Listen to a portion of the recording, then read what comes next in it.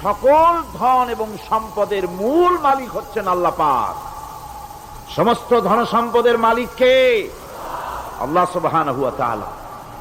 কোরআনে কারীম বলছে, লিল্লাহি মা ফিস সামাওয়াতি ওয়া মা ফিল আরদ। আকাশ এবং জমিনের ভিতরে যা কিছু আছে সব কিছুর মালিকানা কার? জোরে বলেন কার? আল্লাহ রাব্বুল আলামিন হচ্ছেন এর একচ্ছত্র মালিক। সুতরাং বান্দাদের কাছে কিছুদিনের জন্য এগুলিকে আমানত রাখা হয়েছে। আমাদের ঘর আছে, বাড়ি আছে, ব্যবসা আছে, বাণিজ্য আছে, জায়গা আছে, জমিন আছে, গরু আছে, বাছুর আছে, এই সবগুলি কিছুদিনের জন্য আমাদের কাছে কি রাখা হয়েছে? আমানত। আমানতের মাল আপনি আপনার ইচ্ছা মতো খরচ করতে পারবেন না। আমানতের মাল কি ইচ্ছা মতো খরচ করা যায়? যায় না।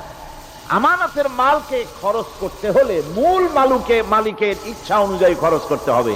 মূল মালিককে আল্লাহ রাব্বুল আলামিন বলছেন, ইন্নাল্লাহা ইশতারা মিনাল মুমিনিনা আনফুসাহুম ওয়া আমওয়ালাহুম বিআন্না লাহুমুল জান্নাহ।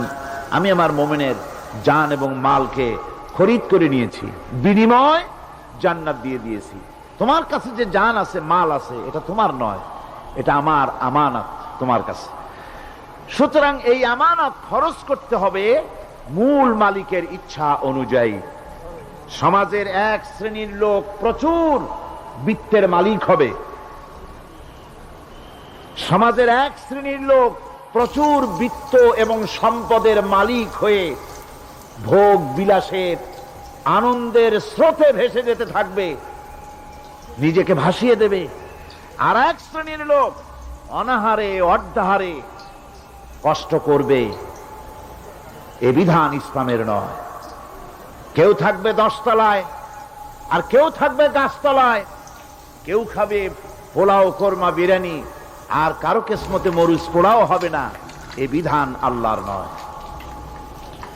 ইসলামের বিধান হচ্ছে এই যে আল্লাহ যে সব সম্পদ মানুষকে দান করেছেন, এই সম্পদের ভিতরে বিত্তহীনদের অধিকার রাখা হয়েছে। বিত্তহীন যারা গরিব, যাদের কিছু নাই, তারা আপনার করুণার পাত্র নয়।